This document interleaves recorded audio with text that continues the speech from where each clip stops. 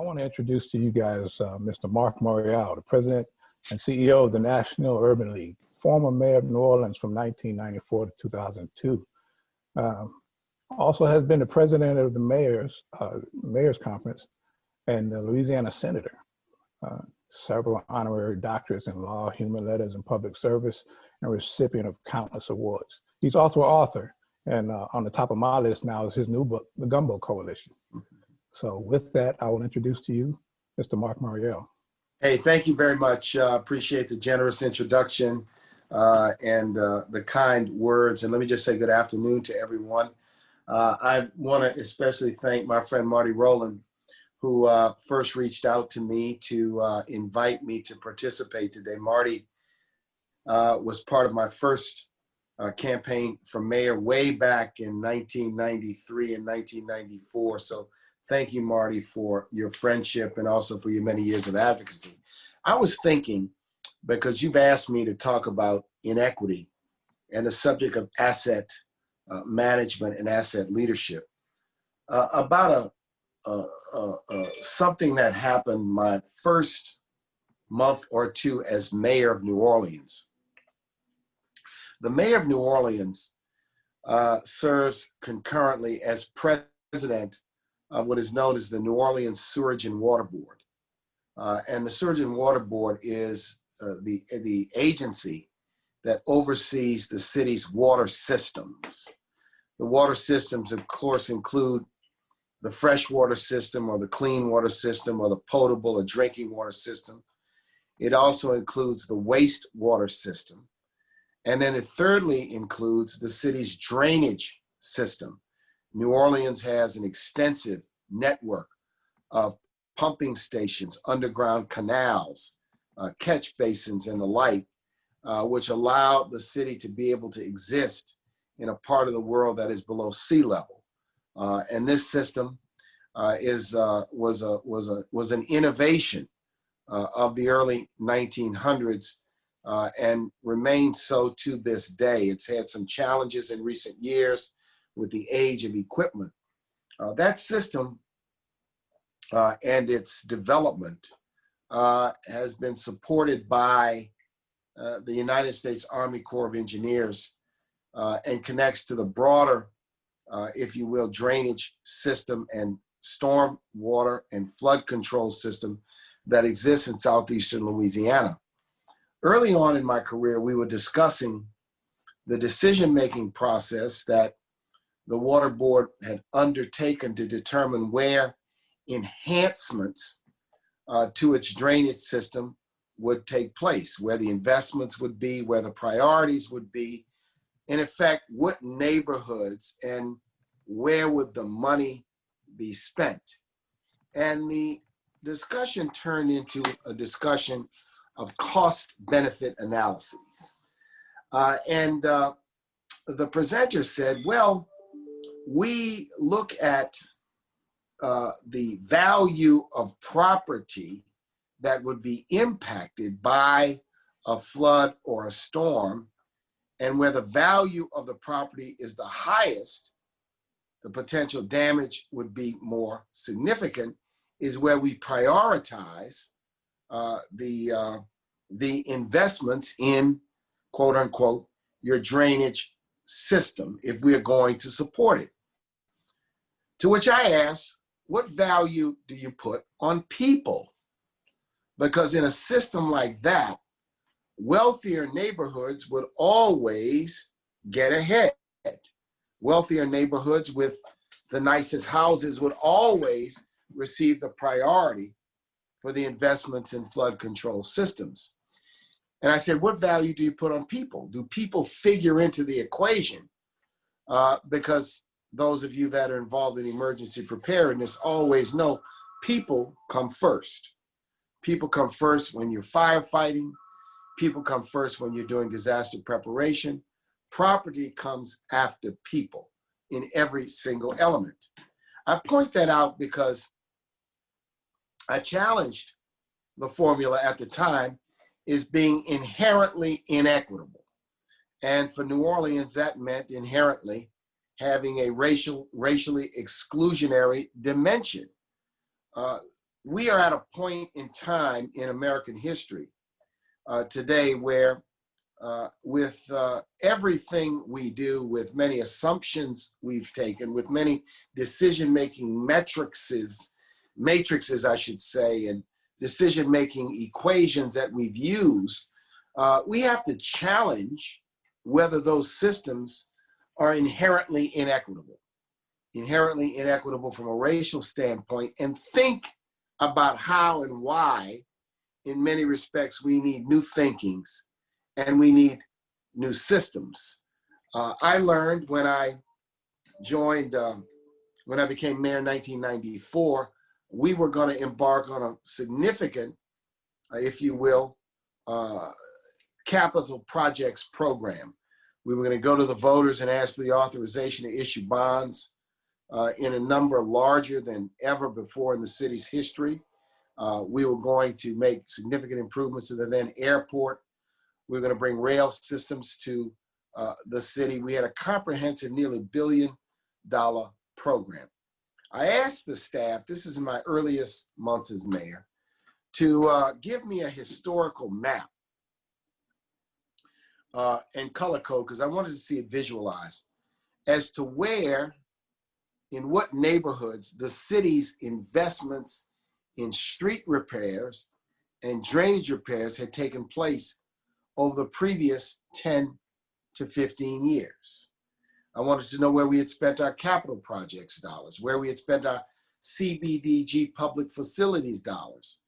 Woe and behold, when it was mapped out, it demonstrated an inherently inequitable result.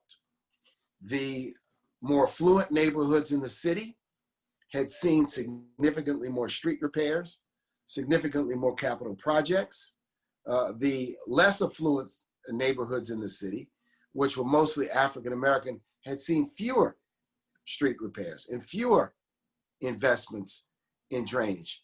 And I presupposed that this, if you will, pattern had existed for a long time, and my administration was the very first to put a lens of analysis onto decision-making. How are we going to make the decisions? Are we going to do it need-based? Are we going to try to do it in a way that's at least equal as to dollars spent in various neighborhoods? Are we going to put more money where the problem was greatest, where the historic underinvestment was more significant?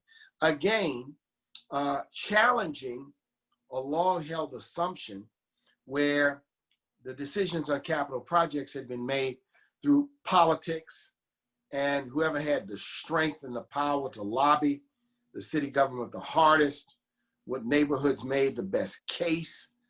And in that instance, also because of New Orleans' historic segregation and the fact that you had exclusionary policies for many years, the result was you could visually see how poor neighborhoods had been shortchanged in capital investment dollars. But again, it was an analysis that we did, and we tried to change the decision-making formula.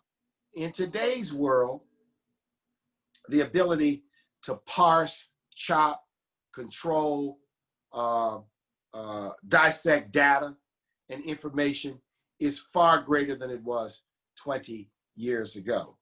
And the ability to truly challenge decision-making and to think anew about how decisions are made with respect to public investments, with respect to decisions about where you build and how you build, are certainly much more available today if the will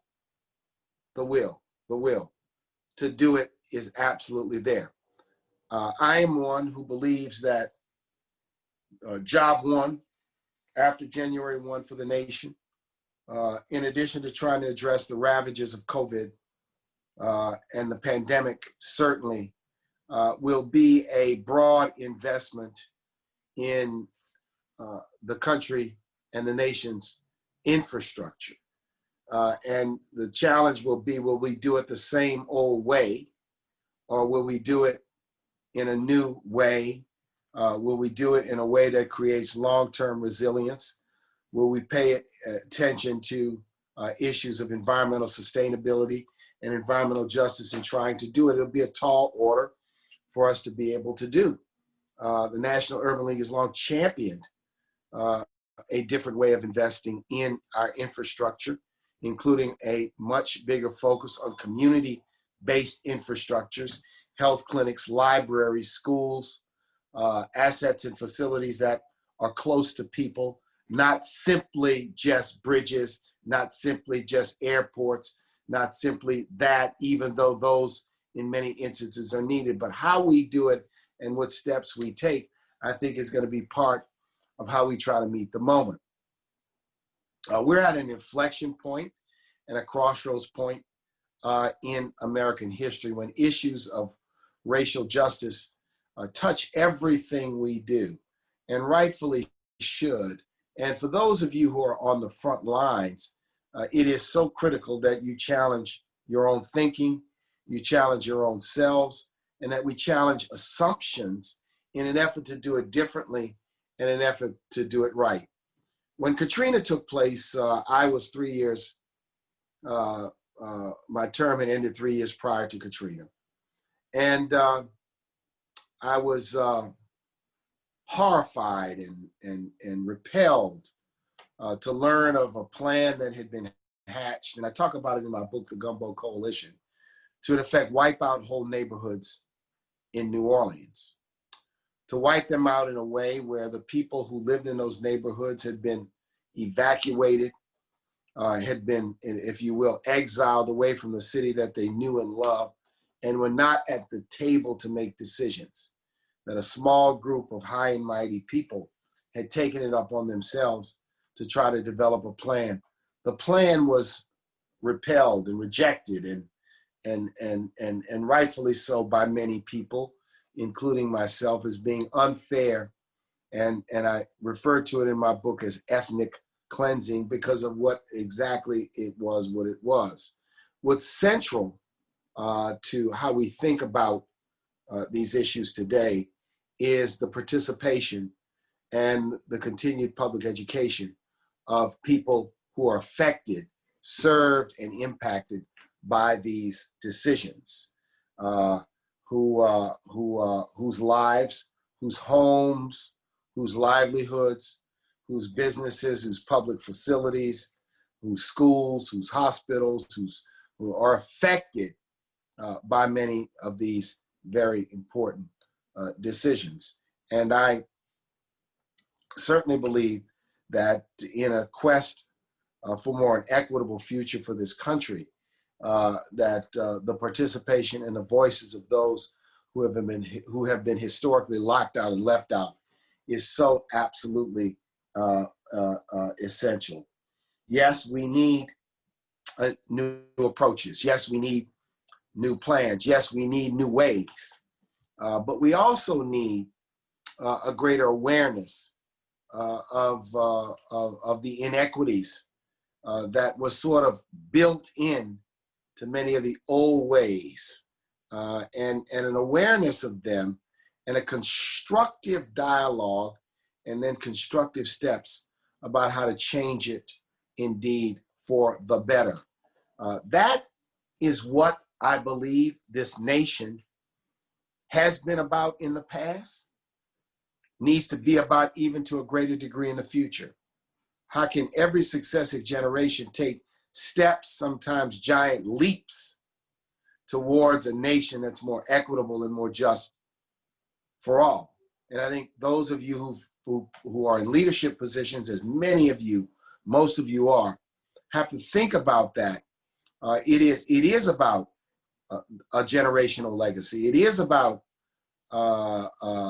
addressing longstanding challenges and problems. It is about meeting the moment of the crisis that the nation faces with the pandemic, with the economy, and indeed with the issues of racial justice.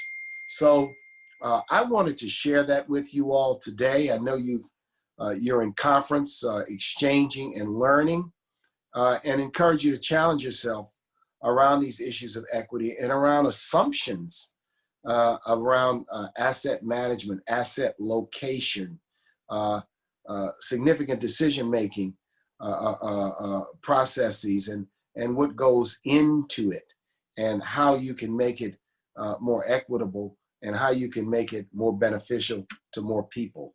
So I will pause there because I know that time is in great demand.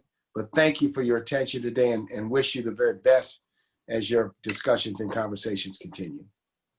Very good. So we really appreciate your time and your efforts and everything on this. And we have a couple of questions for you that have popped up already. Certainly. I'll take a few. Okay. If you don't mind, Mr. Marty Rowland asks, and he says, good setup to the basic inequity of urban system delivery. Did you also look at who is paying property taxes? Because sometimes the wealthy get exemptions, and it ends up where poor and middle income people pay for the wealthy people's privileges.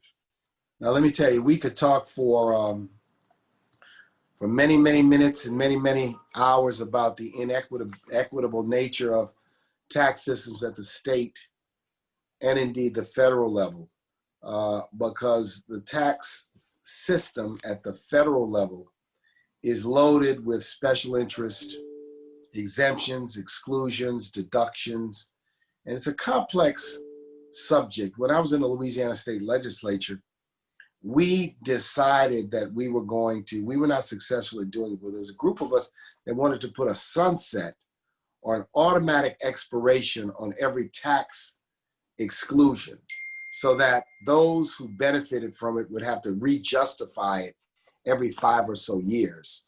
But this is a question of power. The recent tax bill that was pushed through by the current president cost the nation $1.5 trillion over 10 years, and its benefits were heavily skewed towards the wealthiest of Americans. And I think if you look at many of these broad tax cut provisions that have been passed really over the last 40 years, they generally are skewed mostly towards wealthier interest. Very good.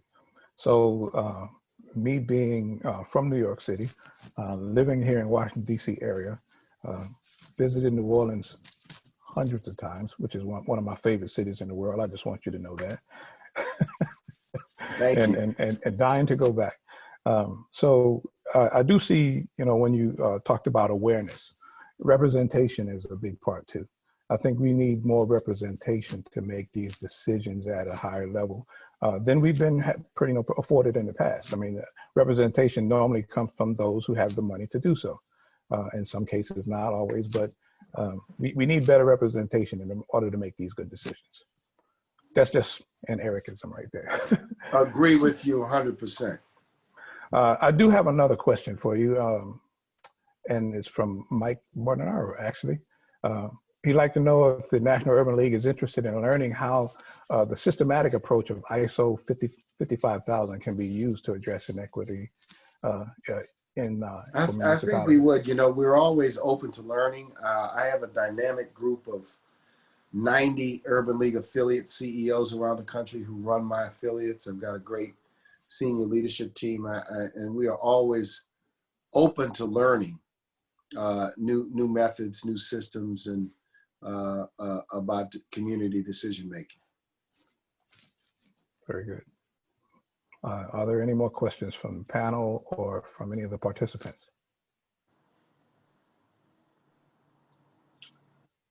Yes, I have a few questions, and Mark, thank you so much. Hey, Cecilia, how you doing? Good morning. Good afternoon. Good morning, good afternoon. It's now afternoon, at least in Chicago. Yeah. And, it's interesting. I was so glad that you started where you did. As we talk about asset leadership network and asset leadership and asset management, the one asset that doesn't always come to mind is the human asset. People. The people. And so that was really critical that you raised that as your very first issue that you raised. So thank you for that, because without the people in place, first of all, what are you doing it for? You're doing it for the people. I mean, I do holistic inclusive economic development work, and economic development is nothing but for the people, by the people, for the people, and of the people.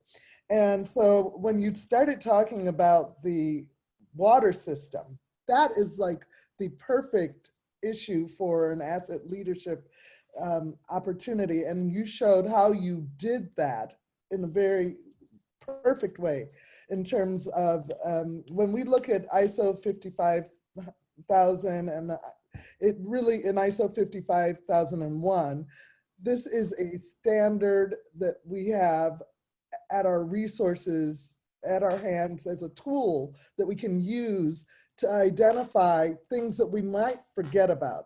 And water systems are, especially the ones you were talking about, are out of sight and out of mind. You have a hard time thinking about those substations and those pipes if you're the community, your constituency would not think about.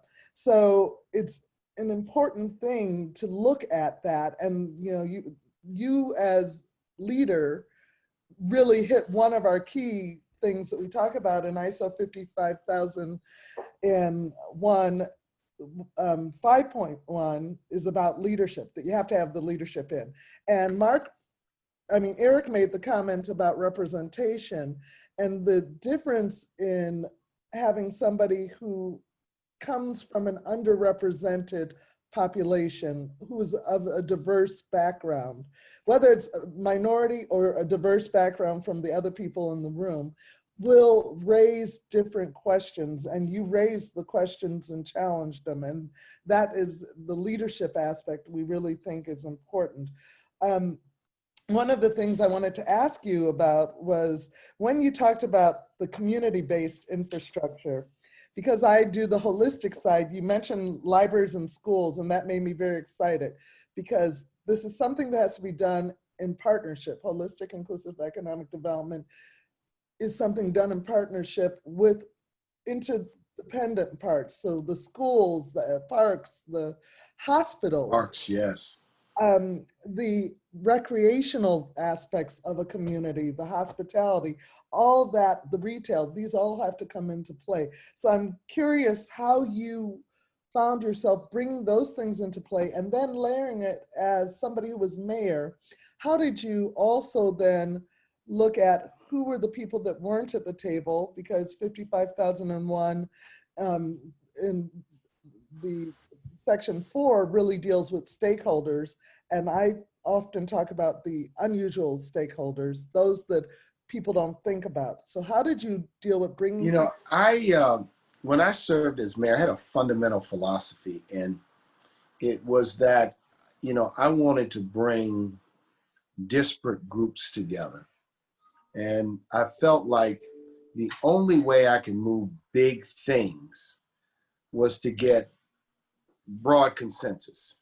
And the only way I could build broad consensus is to get diverse groups sort of around a table, or not around the same table, around an initiative. And sometimes you have to realize you have to create it so that there are wins for everyone. And it's not easy to do. When I did the first bond issue, I also talk about this in my book, New Orleans had a habit of going to the voters for single projects. The convention center would go for a project, it'd be a project for streets, propositions, separate propositions. And I basically said, we're not gonna have any more separate propositions. We're gonna have one proposition with all the projects included in a single proposition. So when everyone votes yes, they vote on the proposition, they vote no. So what it forced is, it forced the hospitality industry, which was interested in a convention center expansion. The port interests, which were interested in money to improve port access. It forced those groups to be at the table with the people that just wanted their streets repaired, or the 30 million that I wanted to spend on recreation facilities. And I said, this is how this is gonna work. We're gonna all get in a canoe and we're gonna row. And we're all in one canoe. This is how this goes. And we all gonna either go together. We all go over the waterfall together. I said, because all this cherry picking creates competition and resentment. So obviously that made the proposition much larger. And then I had the schools out there that I didn't control. They wanted to do something. I had business leaders say, well, we can only do schools of the city. I told the schools, I said, so I'm getting this canoe. You're all getting this big canoe. And we're going to push this canoe in the same direction. It's going to make it bigger. It's going to make it more substantial. It's going to make it more expensive, but it's going to create a winning proposition for the city. We passed the bond issue 2-1, overwhelming margins, because we were able to do that. And, it was counter to the way business had been done usually. And so what I'm saying now at the federal level, I've said this across the board for the last 6 or 7 years.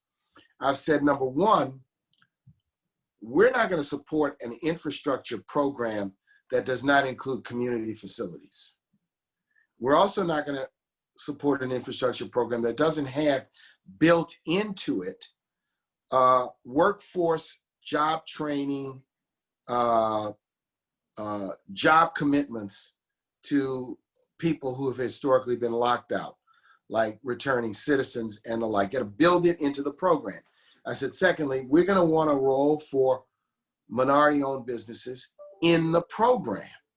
I said, and you got to put all, I said, this is what we want, all these pieces to be put together. And we want benefits for, environmentally sustainable transportation, public transit, rail systems and the like. So, the whole idea is you have to start with an inclusionary vision, right? And I use, Washington likes to talk about, they like to use the term bipartisan. I like to use the word inclusionary, because it's not about politicians getting in a room and cutting a deal. It's about whether the people broadly benefit. And I've said we were talking about this issue of housing, and someone said, well, what about the rural? I said, well, the rural area, bring them in, get them in a canoe too. Why can't we, if we think big and large? And I think it's a mindset that speaks to not having a zero-sum game mindset. The country right now is in a challenging spot, and it needs some big moves and some big ideas to move us in the right direction. And that's the kind of leadership we need. And we need leadership that's serious, that's going to say we're going to make an effort to try to put packages together that benefit a lot of people. And that's kind of how I think about this type. You have to think about it in that way. And it's very doable, if you say, because see, the people, beyond all this, definite differences of opinion about ideology and politics, at the end of the day, people are trying to make sure their neighborhood, they're trying to take care of their families. They want to be healthy. They want to be safe. Their kids want to be educated. You got to kind of get back to what the objective is.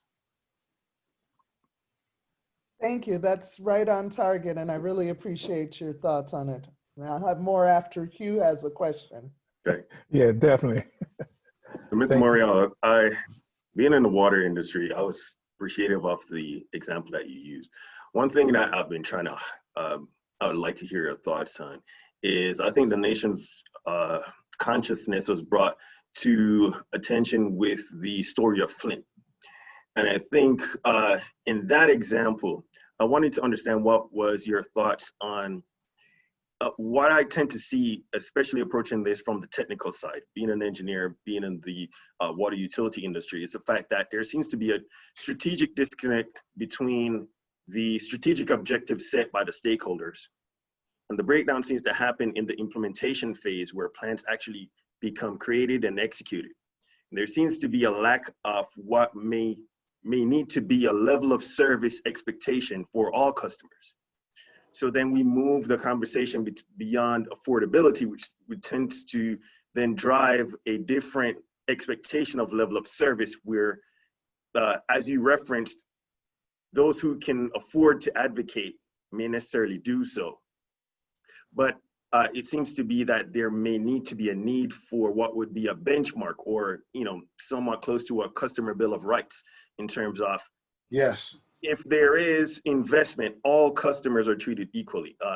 Have you had any experience with that? And I will tell you, what is the this urban is league where, initiative around that? so when you're a public official, you work in a water system, you work in a transit system, and you bring the sensibility of understanding what the locked out and the left out have experienced, because it's part of your life. It's part of the communities that you love and you know. And you bring that into being a executive in a water system or utility system. You have to bring those sensibilities to the decision-making table. You have to be disruptive, you know? In other words, sometimes I always felt I'm not just gonna sit back and just respond to the people that make the most noise. You know, I'm gonna have a point of view, because I realize that there are parts of the community that may not be as well organized to come to these meetings and come downtown, but they're relying on me because they hired me by electing me to advocate for them, And if I just sit back and say, well, why aren't you all downtown? Well, you're not downtown because you're working. You're not downtown because you don't have a neighborhood association with an executive director or to come down here and advocate for you. So you have to sometimes, people inside public agencies, water systems, you know, I think the change we need is there ought to be an operating ethos of equity, that when we do work, we're going to make sure that we serve everyone the same. We're going to be equitable about how we invest in upgrades, repairs, customer service, and the like. Now, here's the backdrop. I was talking to a group of young people, and I was teasing them because I said, do you know what an outhouse is? I said, outhouse? No, I don't know. What is an outhouse? And I said, well, this is what an outhouse is. I said, and did you know that indoor plumbing was an innovation of the early 20th century?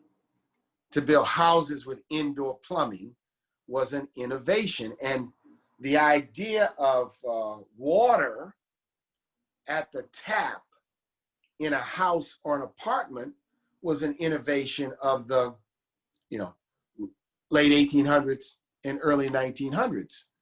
And the point is that our water systems are now, in many instances, 100 years old. They're deteriorating. They're falling apart. They've suffered from lack of deferred maintenance, lack of investment, lack of care and attention. That's part of the problem in Flint, but there are many Flints across the land, many places across the land. So when you are in a role to be a decision maker on the inside, you have to insist that customers are treated equally. You have to be an advocate inside. People inside of a government, inside, can also be advocates for equity. And you talk about a customer bill of rights. Absolutely. I mean, water systems, utility systems, city governments can adopt such things and say, this is an operating principle. We're going to treat people the same. We don't care what part of town they're from. We don't care what neighborhood they are from. We are going to treat everyone the same. We're going to at least strive and endeavor to do that. And I think that's what people expect. And I do think that's what people expect from government. You have some of the largest businesses in America who place a premium on customer service. They put a lot of energy in it. Now, they do it because they don't want bad press. They don't want upset customers. They have specialists that resolve problems. And then you have some companies that are very poor at it. You know, they don't do a very good job. They're not as responsive. I talked to a business leader in the, the cable industry, who told me that he was doubling down on his investment in customer service. And he said, the reason why, he says, is because if I can resolve customer problems with 1 or 2 contacts with the customer, I'm going to save money versus it takes 10 times talking to them to resolve it. So I have to have a good customer service operation where we try to resolve things quickly. We empower people to make decisions. It's a long way of saying, answering your response, that it has to be a principle and an ethos inside of an agency. And that if you're a change agent, and the previous questioner talked about representation.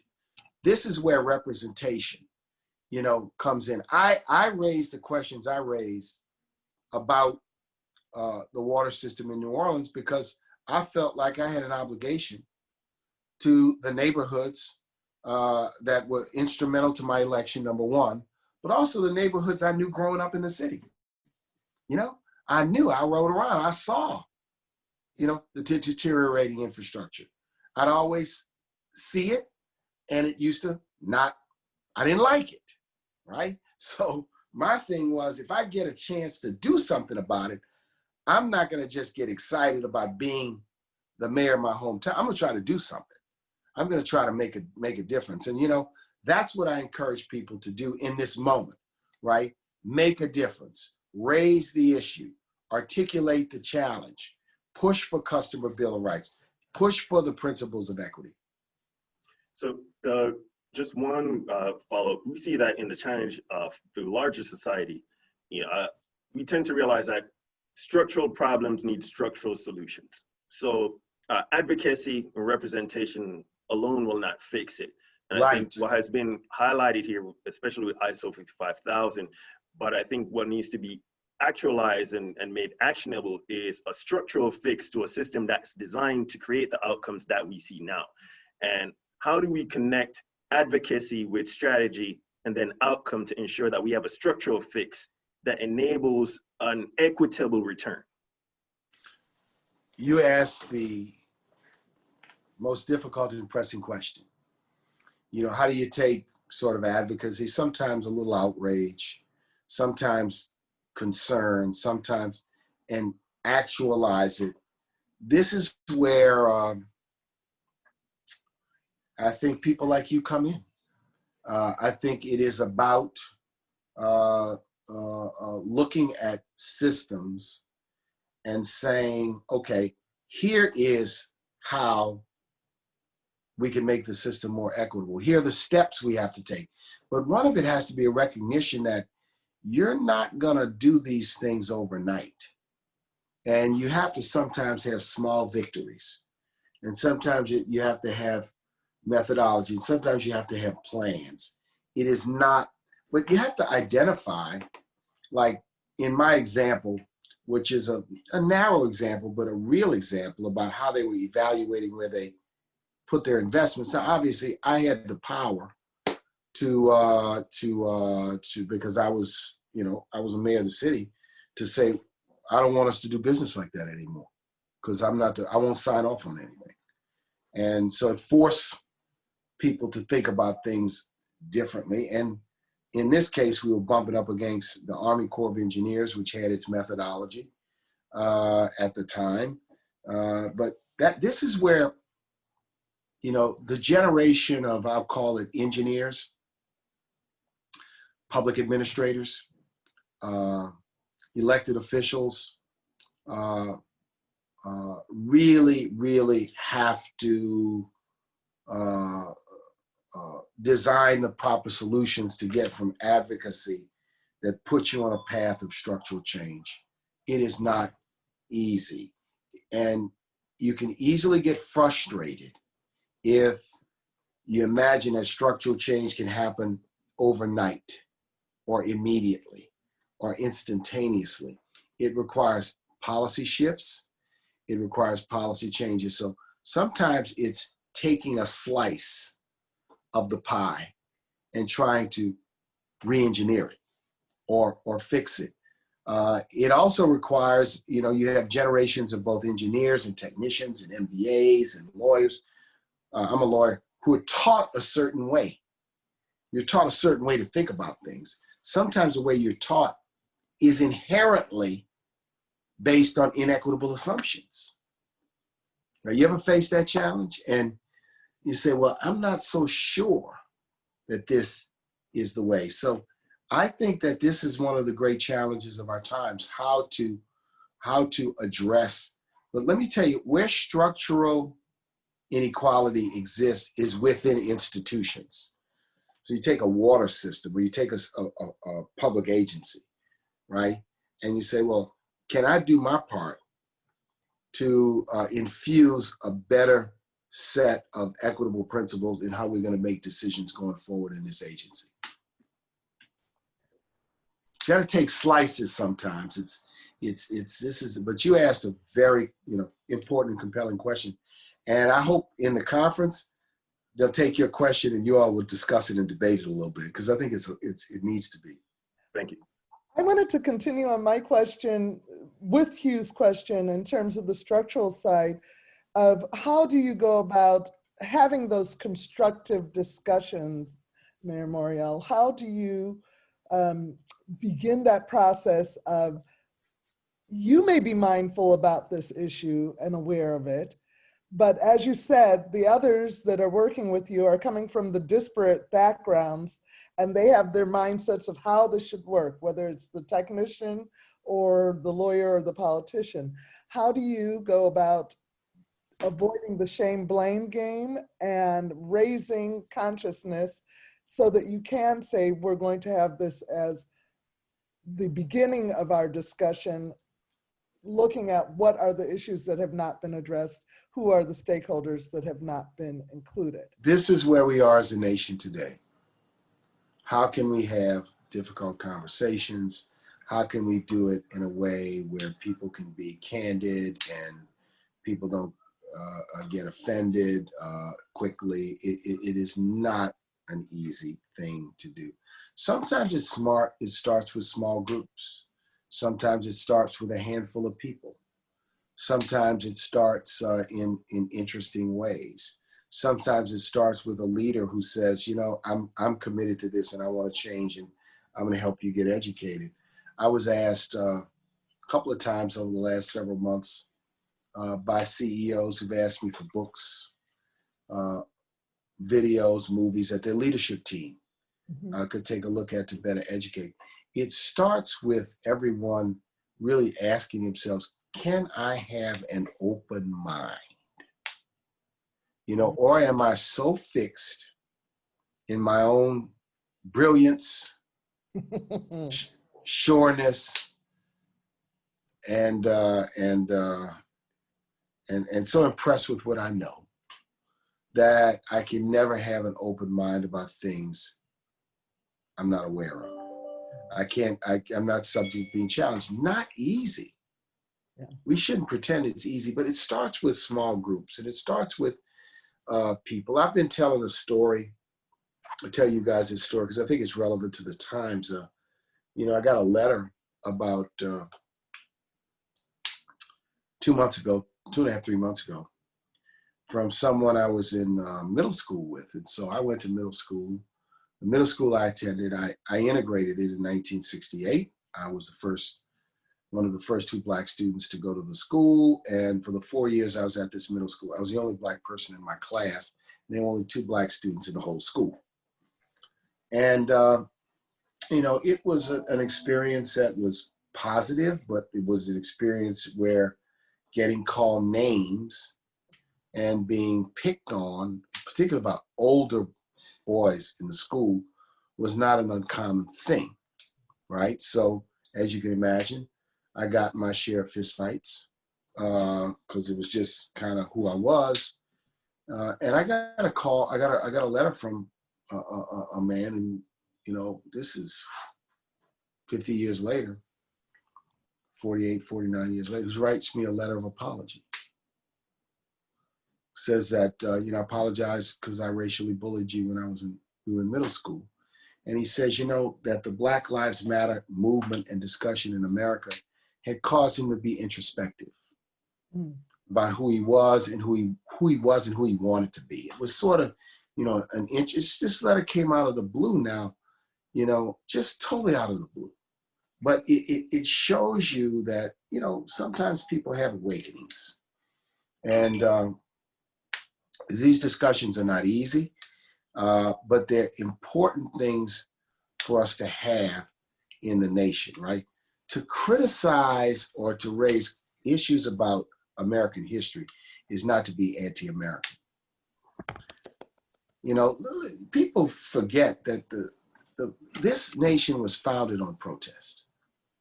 The Boston Tea Party was a protest by the settlers who were protesting the Stamp Act. They were protesting a monopoly franchise given to a company to sell tea in the Massachusetts colony. They protested. They were disruptive. They pushed back, and that's part of the tradition and the history of this nation. So having those discussions, I think we also, you know, all of us, you know, you have to be open to hear people's fears, anxieties, and aspirations. I mean, as an African American man who has an 18-year-old son, you know, I live with an anxiety when he goes out. Can't help it. It is what it is.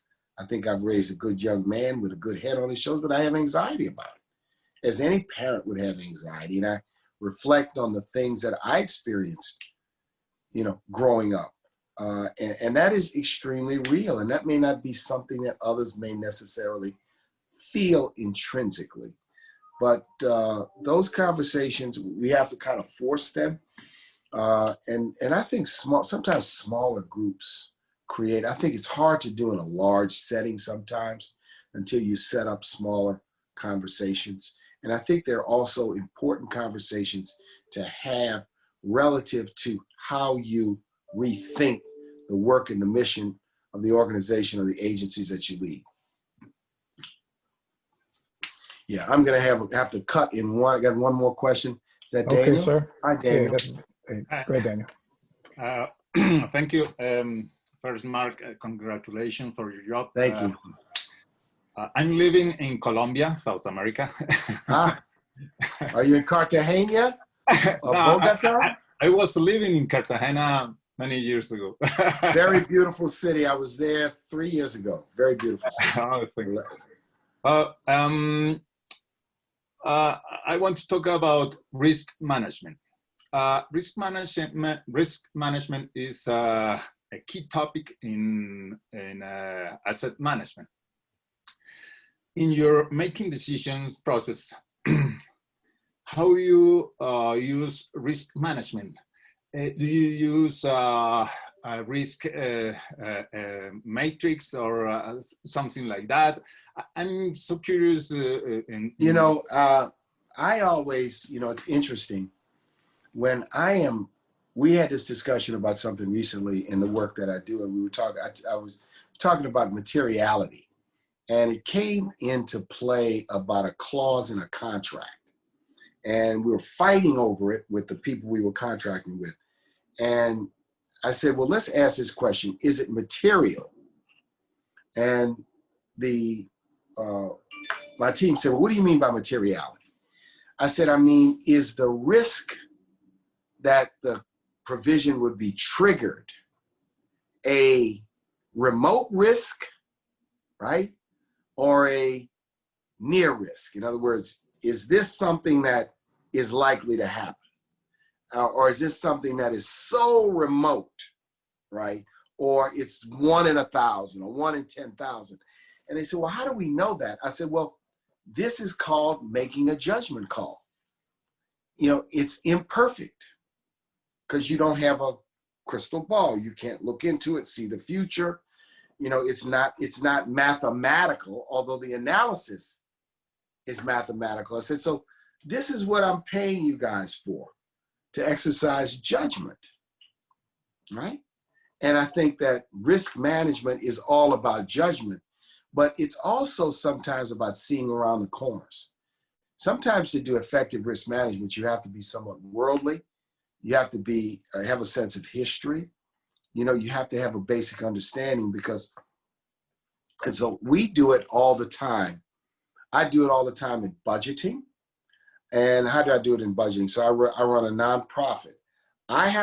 We have to make a determination as to when someone makes a pledge to us, how likely is it that the money's going to come in, right? We have to analyze that. So we've created an 85% certainty rule that we're 85% certain that the money will come in. And when sometimes we debate, you know, whether this pledge from this donor is 85% certain. And so like sometimes when I said, well, do we have it in an ironclad agreement? Does this donor have any history with us, right? So we use, in my work, I use risk, I've always used, it may not be totally formalized, but I think it is an essential part of all decision making. But deciding on risk is many times a judgment call. You know, you can't always, sometimes in more scientific stuff, you may be able to be more certain. But I think it's essential. And I find, I'll say this last thing, that the ability to analyze risk is really an important skill.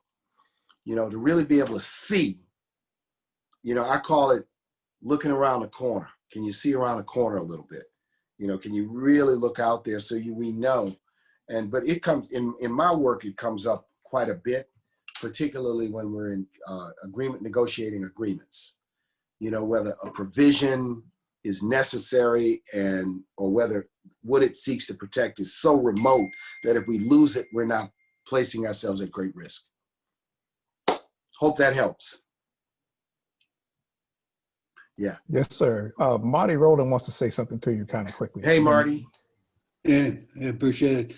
It's good to have you here, Mark. I appreciate you participating. One of the things I'd like to say is that I'm encouraged that Asset Leadership Network and National Urban League might be able to collaborate for a joint effort. I was thinking in terms of the 60 chapters that you have, that we might be able to do some communication. One of the things I think is important is that there's a series of practices that could be used together that would help identify that how do you implement something on a small scale and then ramp it up and see where you're going and then go on, because you got the examples of Flint that are still out there, and not only water, but you know, a myriad of things that need to be fixed. But I think this might be the level that we go to and you know, make some great success. So I just wanted to thank you for participating and hope that we can collaborate. We'll catch up, Marty. Always thank you for your friendship, and look forward to further discussions and collaboration. And thanks to everyone today. Hope this discussion was helpful.